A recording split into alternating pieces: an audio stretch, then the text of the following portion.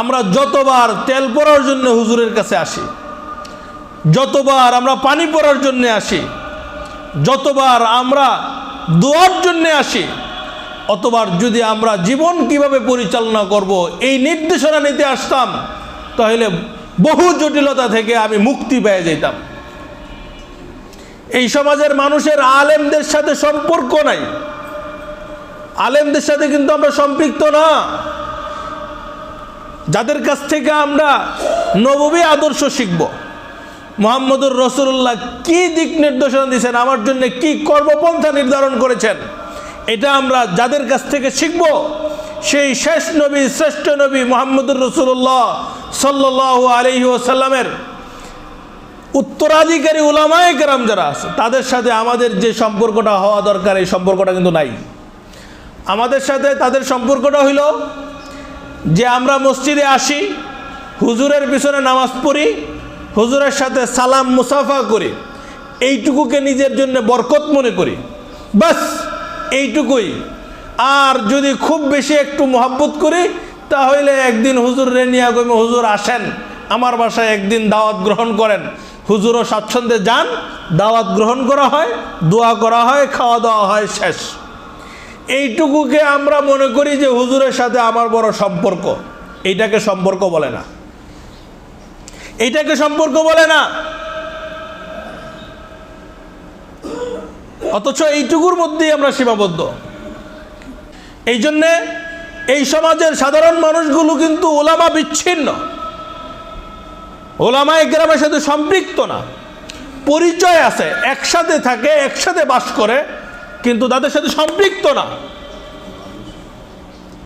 এই সম্পৃক্ততা আনতে হবে যদি আমরা মুক্তি চাই। সম্পৃক্ততা কাকে বলে? আপনি আমি একজন আলেমের সাথে সম্পর্ক করব, আমার সকল বিষয়ে ওনার সাথে আমি পরামর্শ করব, সকল বিষয়ে ওনার থেকে আমি দিক নির্দেশনা নিব, এবং উনি যেভাবে আমাকে দিক নির্দেশনা এবং পরামর্শ দেন, সেই অনুযায়ী আমি আমার জীবনকে পরিচালনা করব। আমার জীবন পরিচালনার জন্যে, জীবনকে মুহাম্মদুর রাসূলুল্লাহ সাল্লাল্লাহু আলাইহি ওয়াসাল্লামের আদর্শ অনুযায়ী গঠন করবার জন্যে জীবনে একজন মুরব্বী আর অভিভাবক থাকবেন। তিনি হবেন আমার একজন, হোক সমাজের, হোক আমার মসজিদের ইমাম, অথবা যে কোনো জায়গার আমার একজন পছন্দের আলেমে দ্বীন। তিনি আমার মুরব্বী হবেন, সেই আলেম আমার সব বিষয়ের অভিভাবক হবেন। ওনার কাছ থেকে আমি দিক নির্দেশনা নিব এবং সেই অনুযায়ী জীবন পরিচালনা করব।